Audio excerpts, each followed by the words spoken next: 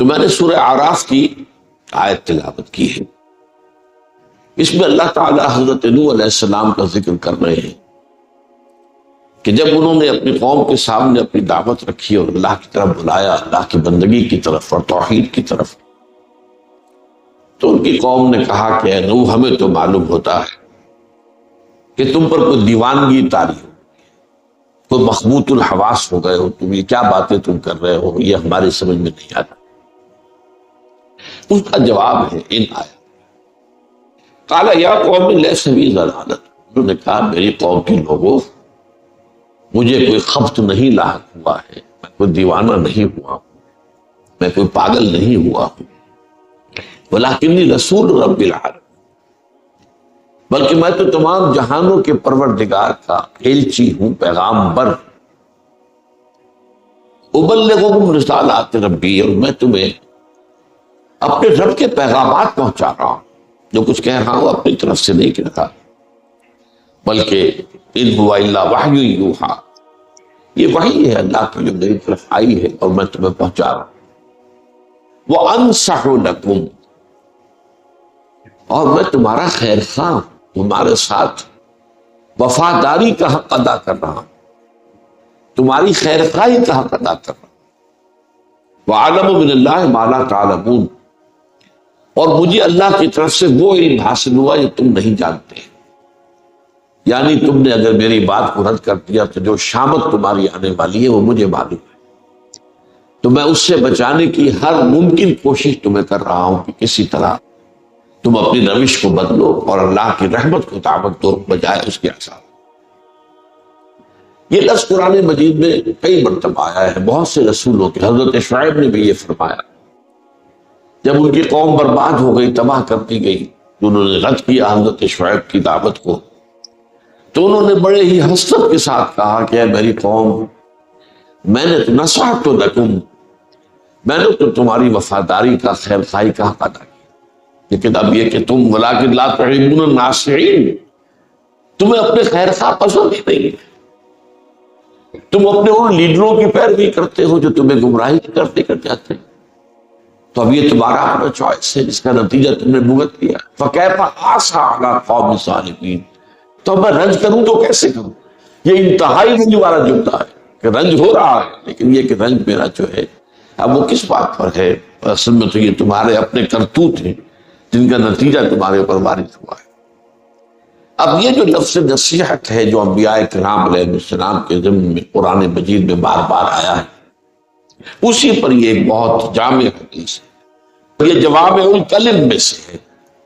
میں نے اس سے پہلے بھی آپ کو بتایا ہے کہ حضور نے اپنے اوپر اللہ تعالیٰ کے جو خصوصی انعامات ہیں جب ان کا ذکر کیا ہے تو ان میں سے ایک یہ بھی ہے اوتیت جوامع الکلم، مجھے اللہ تعالیٰ نے نہایت جامع کلمات عطا فرمائے. مراد کیا ہے؟ کم سے کم لفظوں میں بہت بڑی حقیقت بیان کرتے ہیں. دریا کو کوزے میں بند کر دینا جسے ہم محاورے میں کہتے ہیں، جامع بات، جوامع الکلم. الصوم جنۃ، اب دو لفظ ہیں. روزہ ڈھال ہے، چونکہ روزوں کا مہینہ گئے زیادہ دیر نہیں ہوئی، یہ نفس کے حملوں سے تمہیں روکنے کے لیے اللہ نے ڈھال دی. جس طرح آپ دشمن سے دو بدو مقابلہ ہو رہا ہو تو اس کے تلوار کے وار کو روکتے ہیں اپنی ڈھال کو، تو نفس کے حملوں سے روکنے کے لیے اللہ تعالیٰ نے تمہیں یہ ڈھال دی. الصوم جنۃ. اس طرح کے بے شمار کلمات ہیں، بہت عمدہ کلمات، جامع کلمات، انہیں جوامع الکلم کہا جاتا ہے. تو ان جوامع الکلم میں سے یہ حدیث بھی ہے، اور اس کے راوی ہیں حضرت تمیم ابن اوس الداری رضی اللہ تعالی عنہ. ان کی کنیت ہے ابو رقیہ. وعن ابی رقیہ تمیم ابن اوس الداری رضی اللہ تعالی عنہ قال، انہوں نے فرمایا ان رسول اللہ صلی اللہ علیہ وسلم قال، یہ فرمایا ہے نبی اکرم صلی اللہ علیہ وسلم نے، الدین والنصیحہ. اب یہ دو الفاظ. دین تو نام ہے نصیحت کا، خلوص کا. اصل میں نصح کا لفظ بھی زبان میں آتا ہے کوئی شے جو صرف اپنی اصلیت پر برقرار ہو اور اس میں کوئی شے جو ہے کوئی امپیورٹی شامل نہ ہو، بالکل صاف شفاف۔ تو اسی طرح انسان کی نیت جب صاف اور شفاف ہوتی ہے اور اس کے اندر کوئی اور شے شامل نہیں، مثلاً فرض کیجئے کہ میں آپ کو کسی اچھی بات کی دعوت دے رہا ہوں، یہ کام تو اچھا ہے، لیکن ہو سکتا ہے کہ اس میں میں اپنی برتری آپ پر ثابت کروں، تو یہ خالص نہیں رہی بات، اب اس کے اندر ملاوٹ آ گئی۔ خلوص وہ ہوگا کہ آپ اس کی صرف خیر خواہی آپ کو بتائیں، یہ نہیں کہ اپنے علم کا روب گانٹنا ہو، یا اپنے تقوی کا اشتہار دینا ہو، یا اپنے نفس کو مطمئن کرنا ہو کہ یہ مجھ سے کمتر ہے، میں اس سے بہتر ہوں۔ اگر یہ شے شامل ہو گئی تو وہ بات خالص نہیں رہی، یہ دودھ خالص نہیں ہے، اس کے اندر پانی ہی نہیں جوہر کا پانی ملا دیا گیا، یا کسی گندی نالی کا پانی ملا دیا گیا۔ تو نصح کہتے ہیں اس چیز کو کہ کوئی شے بالکل خالص۔ اب یہ جو ہے ایک ربط اور تعلق کیا ہوگا؟ النصیح، دین تو نام ہے اس کا، یہ خلاصہ ہے دین کا۔ یوں سمجھئے کہ دین کی ایک حقیقت ہے، یہ یوں کہیے کہ دین اللہ کا جو ہے ایک حقیقت واحدہ ہے، البتہ اس کو بیان کرنے کے اسلوب جدا جدا ہے۔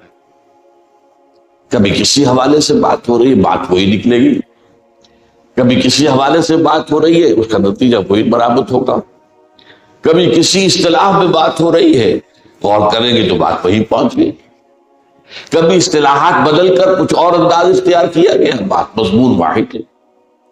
جس کی مثال اگر آپ دیں تو جو لائل پور کہلاتا تھا فیصلہ آباد، اس کا گھنٹہ گھر ہے، اب 8 بازار ہیں جو اس گھنٹہ گھر پر آ کر جمع ہو رہے ہیں، جس دروازے سے داخل ہو جائیں، جس بازار سے داخل ہو جائیں، گھنٹہ گھر سامنے آئے گا، گھنٹہ گھر پہنچ جائے گا۔ تو دین کی حقیقت جو ہے حقیقت واحدہ، اس کو بیان کرنے کے لیے بے شمار اسلوب ہے، جس کو کہا گیا ہے ایک شعر کے اندر کہ ایک پھول کا مضمون ہو تو 100 رنگ سے باندھو۔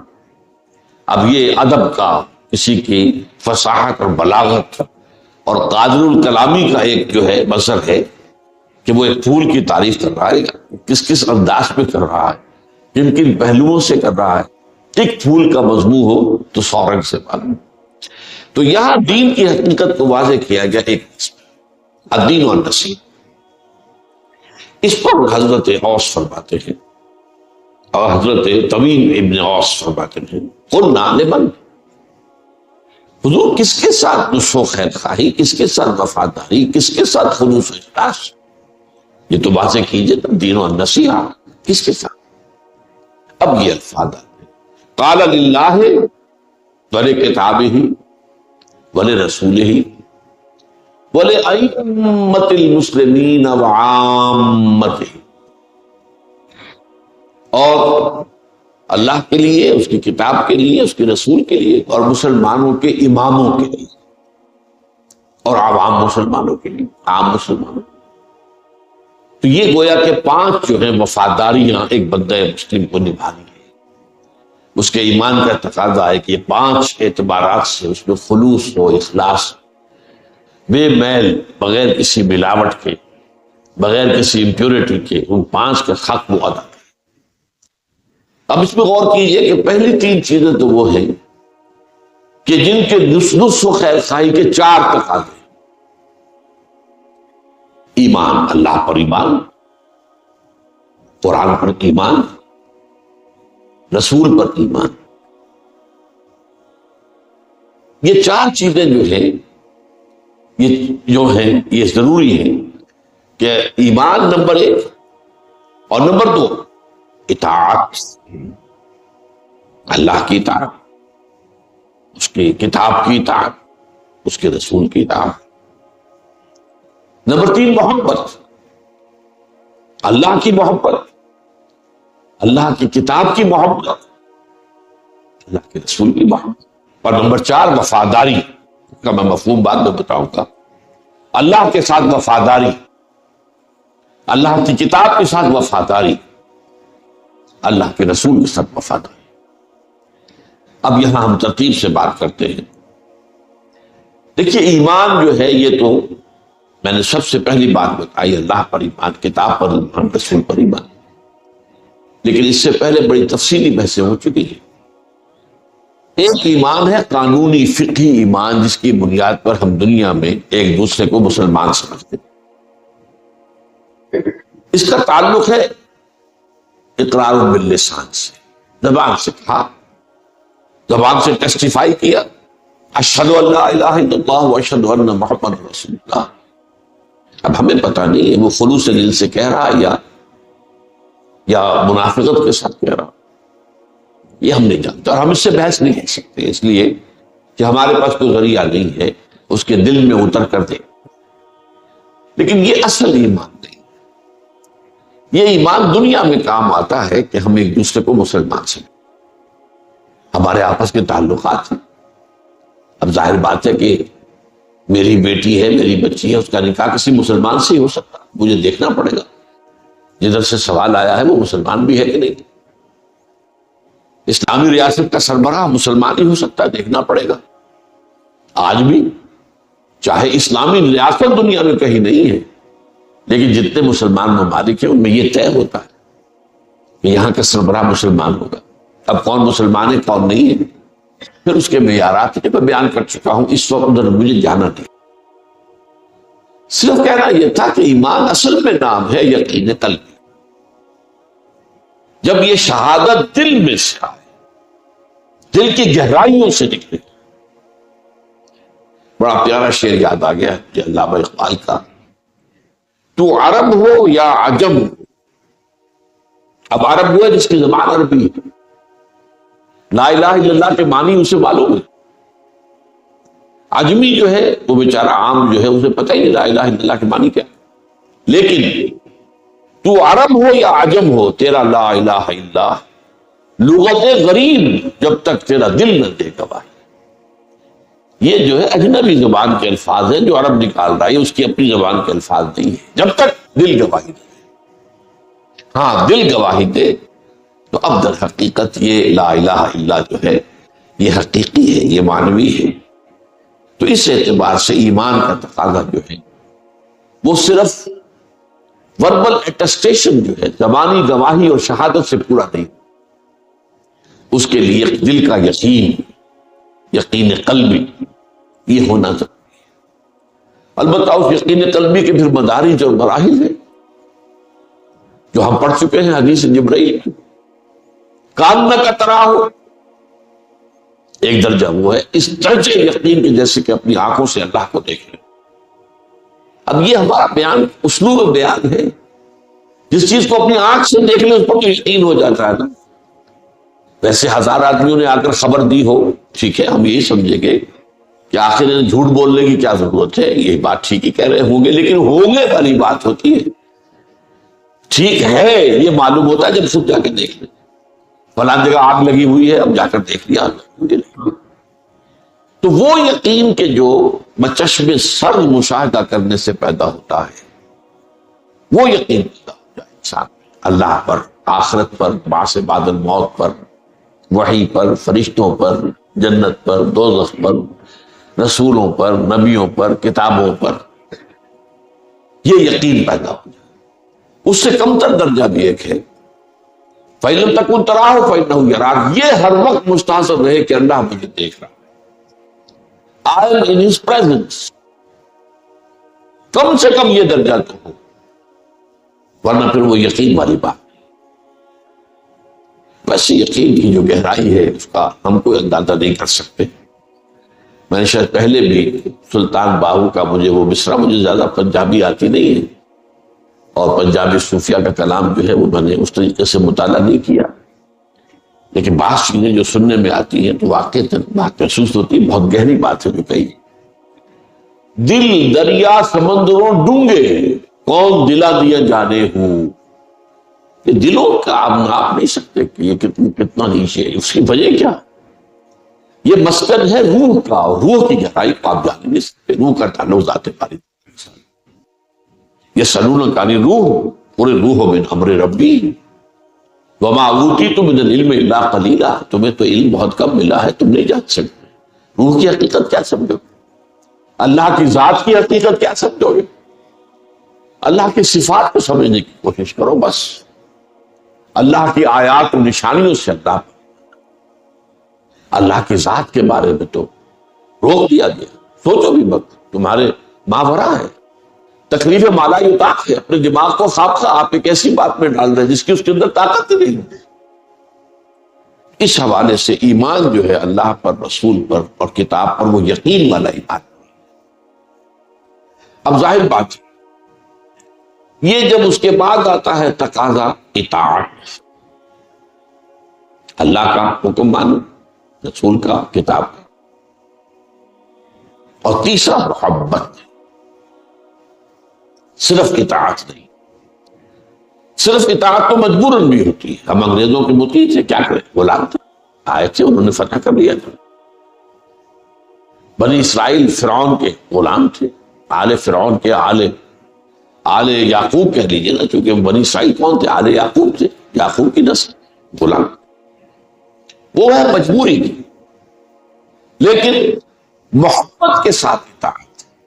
اللہ کی اطاعت محبت کے ساتھ, رسول کی اطاعت محبت کے ساتھ. اور اس میں بڑا عجیب ہے, یہ اصطلاحات کا معاملہ ہے جس کو سمجھنا چاہیے.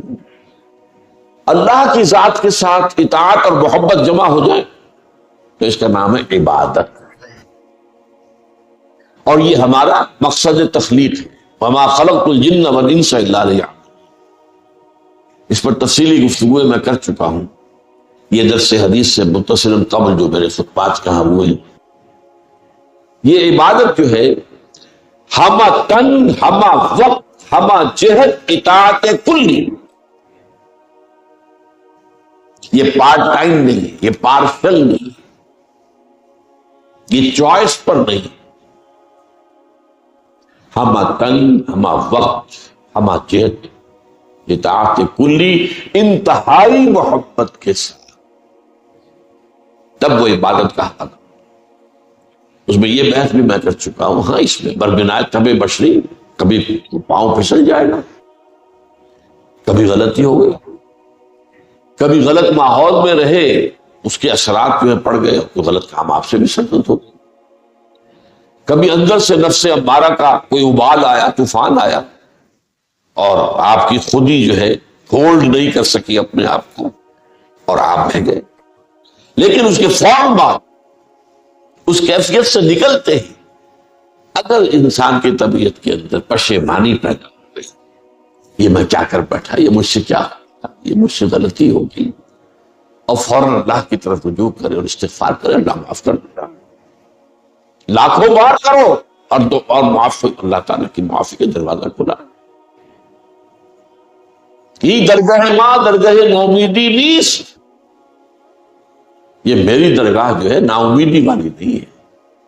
100 بار اگر توبہ شکستی باز, اگر 100 مرتبہ پہلے توبہ توڑ چکے ہو تو پھر آؤ, پھر توبہ کرو. توبہ کا دروازہ بند ہوتا معلوم جگر غر, جب تک کہ موت کے آثار شروع, اور جس کو ہم کہتے ہیں گھنگرو گلے میں بولنے لگے, اس وقت تک موت کا دروازہ, توبہ کا دروازہ کھلا. اگر یہ نہیں کرتے تو ایک گناہ پر بھی اگر آپ نے ڈیرا لگا لیا, جم گئے اسی پر, تو وہ پھر خلود فی النار کے لیے کافی ہے. یہ میں پہلے بیان کر چکا ہوں. تو عبادت ہو جاتی ہے. اب لفظ دو ہے, ایک اطاعت محبت اللہ کے لیے ہے تو کیا بنا عبادت, رسول کے لیے یہی دونوں چیزیں آتی ہیں تو کیا بنے گا اتباع. رسول کی عبادت نہیں ہے اور اللہ کا اتباع ممکن نہیں. یہ دونوں چیزیں نوٹ کرنی چاہیے. اللہ کی اطاعت ممکن ہے, اتباع کسے کہتے ہیں, اور اطاعت سے اس کا فرق کیا ہے. اطاعت کی جاتی کسی حکم کی, یہ کرو یہ نہ کرو, اور اتباع کیا جاتا ہے یہ دیکھ کر کہ انہیں کیا چیز پسند ہے. انہوں نے کہا تو نہیں ہے مجھ سے, انہیں کیا پسند, اور آپ اس کی پیروی کریں. ان کا کیا نہج ہے, وہ سوتے کس طرح ہے رات, وہ چلتے کس طرح, ان کا انداز کیا ہے, ان کا طرز کیا ہے, ان کو پسند کیا ہے. یہ دیکھ کر اگر کہ حکم نہیں دیا, اس کی پیروی کریں گے تو یہ اتباع. اور اس اتباع کے بارے میں فرمایا گیا سورہ آل عمران میں، قل ان کنتم تحبون اللہ فاتبعونی یحببکم اللہ.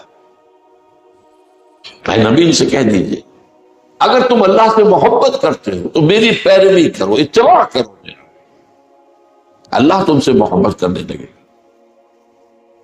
اگلی آیت میں اطاعت کا لفظ ہے، اطیعوا اللہ واطیعوا الرسول. اور اگر یہ نہیں کرتے تو کفر ہے. اطاعت نہیں ہے تو کفر ہے، چاہے وہ کفر معنوی ہے، آپ نے لائن کراس نہیں کی ہے، اسلام سے نکل کر کفر میں نہیں گئے ہیں، لیکن وہ فعل اصلاً کفر ہو گیا. من ترک الصلاۃ متعمدا فقد کفر. جس نے نماز جان بوجھ کر چھوڑ دی اس نے کفر کیا. یہ فعل کافرانہ ہے، اس میں کفر ہے، وہ مضمر ہے کفر. البتہ آپ اسے کافر نہیں کہیں گے جب تک کہ وہ لائن کراس نہ کرے، اس کے لیے لائن کھینچیں. تو اللہ کے لیے اطاعت جمع محبت عبادت بنتی، اور رسول کے لیے اطاعت جمع محبت اتباع بن گیا. ایک بات اور نوٹ کیجئے، جب ایمان کا ذکر آئے گا، اطاعت کا ذکر آئے گا، تو اللہ کے فوراً بعد رسول. یہاں ہم دیکھ رہے ہیں کہ اللہ کے بعد کتاب پہلے پھر رسول.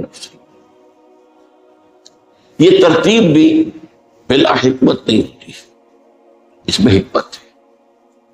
ایمان اللہ اور رسول، آمنوا باللہ و رسولہ، اطیعوا اللہ و رسولہ.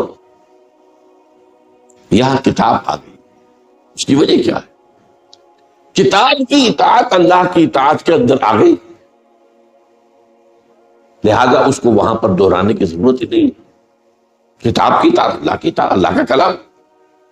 اس حوالے سے گویا کہ وہاں پر اس کی ضرورت نہیں ہے، لیکن یہاں اس کی ضرورت ہے، وہ میں بھی آپ کو بتا دوں. اچھا، اللہ اس کے رسول اور کتاب کے ساتھ وفاداری کا تقاضا کیا ہے؟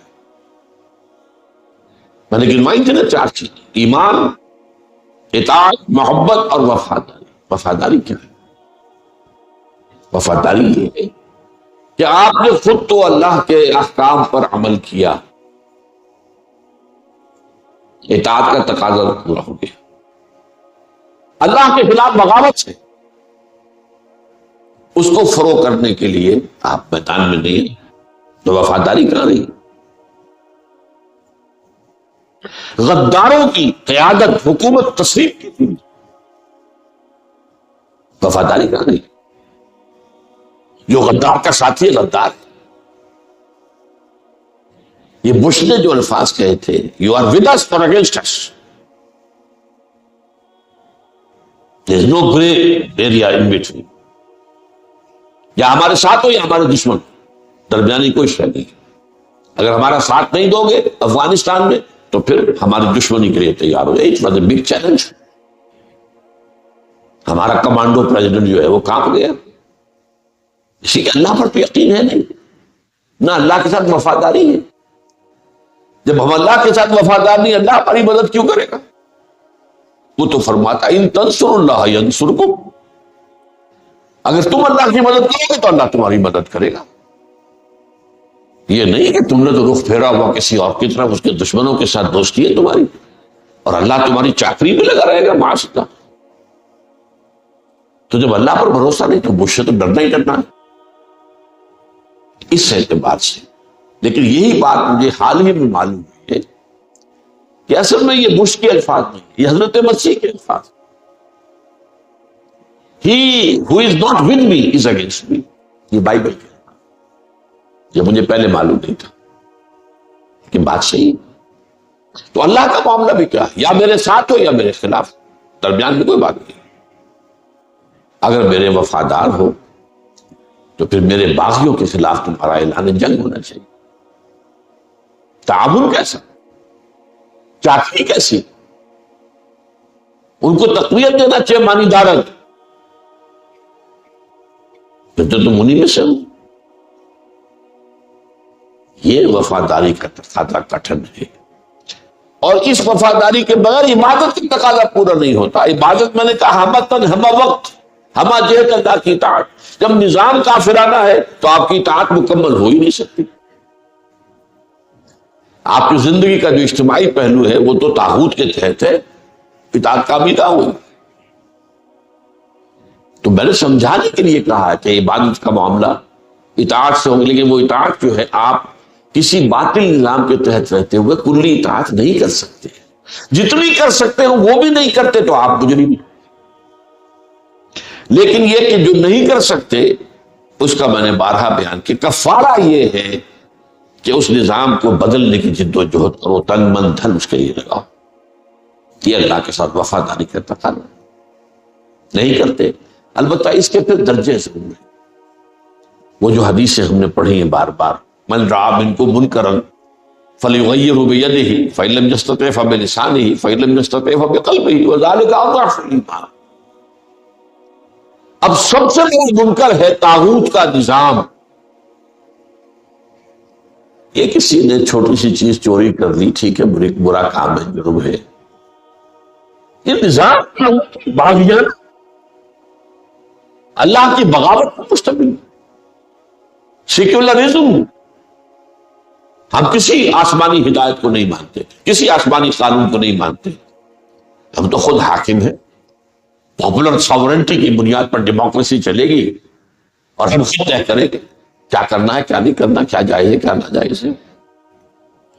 ہم چاہیں گے ہم جنس پرستی کو جائز قرار دے دیں، ہم چاہیں گے تو زنا کو کوئی گناہ یا جرم قرار دیں گے، نہیں چاہیں گے تو نہیں ہوگا۔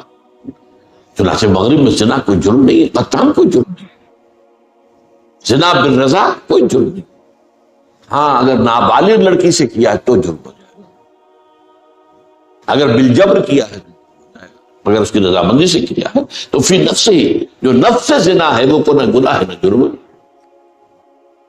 انہوں نے اپنا قانون بنایا جیسا بنایا، ہم جنس شادیاں بنائیں گے قانون، سارا نظام سود پر چلے گا، اور یہاں لاٹریاں ہوں گی، ملینز کی لاٹریاں ہوں گی، جوئے ہوں گے، ہوگا، چلے گا، پروسٹیچیوشن ہوگی، ہم لائسنس ایشو کریں گے، بلکہ اب تو باقاعدہ سرٹیفکیٹ جو ہے وہ لگے ہوتے ہیں ان جو ہے پروسٹیچیوٹس جو ہیں وہ فاحشہ عورتوں کے دروازوں کے اوپر، ہیلتھ سرٹیفکیٹ کہ یہ عورت جو ہے یہاں پر یہ ایڈ کے جراثیم سے پاک ہے، یو کین گو اہیڈ، کوئی فیئر نہیں۔ تو یہ ہے بغاوت اللہ کے خلاف۔ اللہ نے جن چیزوں کو حرام قرار تو اللہ کے ساتھ وفاداری کا تقاضا یہ ہے کہ آپ اس نظام کو بدلنے کی جد و اسی طرح قرآن کے ساتھ وفاداری، ظاہر بات ہے اس میں وہی اللہ کے ساتھ وفاداری کے سارے تقاضے آ جائیں گے۔ اس کی ہلکی سی بات یہ ہے کہ قرآن کی اگر توہین کی جائے تو آپ کو شدید صدمہ۔ ہاں وہ جو میں بات کہہ رہا تھا، 3 درجے اس منکر کے خلاف، باطل نظام کے خلاف شدید نفرت بھی اگر نہیں ہے تو ایمان نہیں، دل سے نفرت،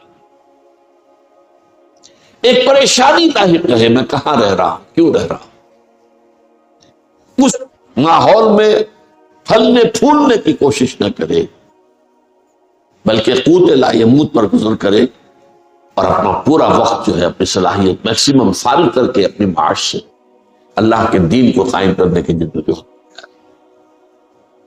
تو کم سے کم نفرت۔ نمبر 2، زبان سے کہے تو صحیح کہ نظام کافرانہ ہے، میں اسے تسلیم نہیں کرتا۔ اور نمبر 3 ہے بالید، ہاتھ کے ساتھ میدان میں آ جاؤ، نظام کو جڑ سے اکھیڑ کر اور دین کے نظام کو قائم کرنے کی کوشش کرو۔ تو یہی معاملہ کتاب کا ہے، لیکن کتاب اللہ کے بارے میں ایک ہلکی سی بات جو آتی ہے وہ کیا ہے، اور وہ ہمارے ہاں ہے، قرآن مجید کی اگر بے حرمتی ہو تو تڑپ، یہ حمیت جو ہے، اگرچہ یہ جذباتی معاملہ،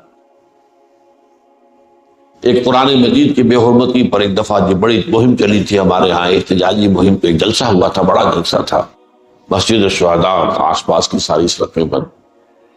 تو وہاں میں نے یہ کہا تھا کہ ہم مسلمانوں کا رویہ کیا ہے، ہم کہتے ہیں قرآن کو ہم ذبح کریں گے، تم کیوں کرتے ہو؟ قرآن کے احکام کو ہم توڑیں گے نا، اصل بے حرمتی تو ہم کرتے ہیں۔ ما آمن بالقرآن من استحل محارم، لیکن جذبات کا معاملہ ہے. حضور کی توہین ہو جائے تو ایک طوفان اٹھ جائے. توہین تو میں بھی کر رہا ہوں، آپ بھی کر رہے ہیں. حضور کی سنت کا اتباع نہیں کر رہے تو توہین کرنے کی نہیں کر رہے. حضور کے احکام کو اپنے پاؤں تلے روند رہے تو توہین کرنے کی نہیں کر رہے. لیکن کسی نے توہین کر دی تو اب ہمارا خون کھول اٹھتا ہے. بلکہ اچھی بات ہے، وہ اتنی حمیت تو ہونی چاہیے. لیکن یہ معاملہ جذباتی صرف ہے. اصل جو ہے سمجھنا چاہیے کہ اللہ کے ساتھ وفاداری اور اللہ کی کتاب اور رسول کے ساتھ وفاداری کے تقاضے کیا ہے. رسول کے ساتھ وفاداری کا تقاضا کیا ہوگا؟ دو چیزیں بیان کر چکا، اطاعت اور محبت. تیسری بات کیا ہوگی؟ رسول کے مشن میں ان کی مدد. قرآن کے ساتھ وفاداری کے ضمن میں میرا کتاب چاپ آج سے ٹھیک 50 برس پہلے جو 2 تقریریں میں نے کی تھی مسجد خضرا سمن آباد میں، مسلمانوں پر قرآن مجید کے حقوق، وہ کتاب چاہے الحمدللہ لاکھوں کی تعداد میں چھپا ہے. اس کے ترجمے جو ہے لوگوں نے خود کر کے لا کے دیے ہیں. یعنی ہم ترجمہ کرانا پڑتا ہے تو پیسے دینے پڑتے ہیں. یہاں یہ ہے کہ ایک صاحب نے عربی میں ترجمہ کیا، ایک صاحب نے فارسی میں کیا. ہیڈ آف دی ڈپارٹمنٹ تھے یہاں کی یونیورسٹی کے، میں ان سے واقف بھی نہیں تھا. لے آئے، میں نے یہ اس کا ترجمہ کیا فارسی. ایک صاحب ہیلی کالج آف کامرس میں پروفیسر آف انگلش تھے، انہوں نے انگلش میں کیا. چھپوانے کا اہتمام بھی خود کیا، جا کر کریکشن بھی جو ہے پریس کے اندر خود کی. اور بہت سے زبانوں میں، بنگلہ دیش، مہاراشٹر کی زبان میں، تامل زبان میں، ہندوستان میں بہت سی زبانوں کے اندر ابھی پچھلے دنوں خالص ہندی میں چھپا ہوا نسخہ ہے. تو 5 حقوق اگر آپ ادا کرتے ہیں تو آپ قرآن کے ساتھ وفادار ہیں، ورنہ نہیں. اس پر ایمان، یقین والا، اس کے نتیجے میں تعظیم اس کی، صرف ظاہری نہیں کہ گر گیا ہے تو آپ نے اٹھا کر اس کو جو ہے وہ گیہوں تول کر خیرات کر دی. یہ بھی ہے، یہ بھی شامل ہے. یہ بھی شامل ہے کہ اونچی جگہ، یہ بھی شامل ہے کہ وضو کے بغیر اس کو ہاتھ نہ لگا. یہ سب چیزیں ہیں اس کی تعظیم میں. لیکن اس کی تعظیم کی سب سے بڑی بات پھر وہی ہوگی، اس کے احکام پر عمل کرو. ورنہ یہ سب کچھ کیا اور احکام نہ مانے تو پھر تو ظاہر بات ہے کہ تعظیم نہ ہوئی. نمبر 3، اسے پڑھو جیسے کہ پڑھنے کا. الذین آتیناہم الکتاب یتلونہ حق تلاوتہ. نمبر 4، اسے سمجھو جیسے کہ سمجھنے کا. اس کے 2 درجے ہیں، تذکر بالقرآن، تدبر بالقرآن. اور نمبر 5، اسے پہنچاؤ، اس کی تبلیغ کرو، اسے عام کرو. یہ 5 حق ادا کریں گے تو آپ قرآن کا حق نصیحت ادا کریں گے، اس کے ساتھ وفاداری کا حق ادا کریں. اسی طرح رسول کے ایک آیت سورہ اعراف کی ہے، اسی کے اندر 4 چیزیں آ گئی. فالذین آمنوا بہ وعزروہ ونصروہ واتبعوا النور الذی انزل معہ اولئک هم المفلحون. رسول کے 4 حق ہیں. اس پر ایمان لاؤ جیسا کہ میں عرض کر چکا ہوں، لیکن دلی یقین والا ایمان. ان کی تعظیم، رسول کی بھی تعظیم. رسول کا نام لیا جائے اور آپ درود نہ بھیجیں تو آپ گویا کہ ایک توہین کے مرتکب. یہ بھی تعظیم. آپ مسجد نبوی میں ہیں یا ہوتے تھے صحابہ تو حضور کی آواز سے اونچی آواز، لا ترفعوا اصواتکم فوق صوت النبی ولا تجہروا له بالقول کجہر بعضکم لبعض. اور اس طرح ان سے بلند آوازی سے بات نہ کر بیٹھنا جیسے کہ آپس میں ایک دوسرے سے کر لیتے. میں آپ کو ڈسکس کر رہے ہیں، بحث ہو رہی، آپ نے زور سے ذرا آواز بلند کی، میں نے آپ سے بڑھ کر آواز بلند کی. یہ ہم آپس میں تو کر لیں، لیکن اگر رسول سے کیا انت احبط اعمالکم، تمہارے سارے اعمال حبط ہو جائیں. بل تم لا تعلمون، اور تمہیں پتہ بھی نہیں چلے. اب ہمارے لیے کیا ہے؟ فرض کیجئے میری اور آپ کی کوئی گفتگو ہو رہی کسی موضوع، میں اپنا خیال پیش کر رہا ہوں، آپ اپنا خیال، آپ ایک حدیث پیش کر رہے ہیں. اب میری زبان بند ہو جانی چاہیے. اب اگر میں کچھ کہتا ہوں تو یہ وہ رسول کی توہین. ہاں بعد میں تحقیق کروں گا کہ یہ حدیث جو بیان کی گئی ہے صحیح ہے کہ نہیں ہے، اس کی سند درست ہے کہ نہیں ہے، محدثین کیا کہتے ہیں. جو ماہرین انصاب ہیں، اسماء الرجال کے ماہرین کیا کیے، میں کروں گا تحقیق، بعد میں اس وقت زبان بند ہو جانی چاہیے۔ اگر یہ ہم نہیں کرتے، نہیں جی میری رائے تو پھر بھی یہی ہے، تو گویا کہ آپ نے رسول کی آواز سے اپنی آواز کو بلند۔ تو فرمایا فالذین آمنوا بہ وعزروہ ونصروہ واتبعوا النور الذی انزل معہ، اور اتباع کیا اس نور کا، ونصروہ اس کی نصرت کی، مدد کی۔ وہ مدد کس کام میں؟ ذرا غور کیجئے، حضور انتہائی غیور انسان تھے، آپ نے کبھی کسی سے سوال نہیں کیا۔ میرے تو آنکھوں میں ہمیشہ آنسو آ جاتے ہیں جب میں وہ واقعہ بیان کرتا ہوں کہ جب ہجرت کا حکم تو آ گیا تھا، لیکن حضور کو ابھی ایکسپریس پرمیشن نہیں آئی تھی، اور رسول نہیں ہل سکتا اپنی جگہ سے جب تک کہ ایکسپریس پرمیشن نہ آ جائے that you can go۔ حضرت یونس سے غلطی ہوئی تھی، اسی لیے ان کو سزا ہوئی، پکڑ ہوئی۔ تو حضرت ابوبکر نے اپنے طور پر 2 اونٹنیاں خوب کھلا پلا کے تیار کی ہوئی ہیں، فرما ہوئی ہیں، تاکہ یہ راستے میں انہیں غذا کی ضرورت ہی پیش نہ آئے، ان کے جسم کے اندر انرجی سٹور ہو، اور اونٹ میں ہوتا ہے یہ۔ اب ایک دن اچانک دوپہر کے وقت حضور اپنا چہرہ مبارک جو ہے لپیٹے ہوئے اپنے امامے میں اور آئے، دور سے دیکھا گھر والوں نے حضور آ رہے ہیں، اور حیرانی ہوئی کہ یہ وقت تو آنے کا نہیں ہے عام طور پر عرب میں، ظہر عصر کے درمیان کسی کو وزٹ کرنا یہ وہاں کے آداب کے خلاف، یہ قیلولے کا وقت، بازار بھی بند ہو جاتے۔ خیر حضور تشریف لائے، فرمایا کہ ابوبکر اجازت آ گئی ہے۔ اب بہت خوشی میں سمجھتے تھے کہ اب مجھے حضور شاباش دیں گے۔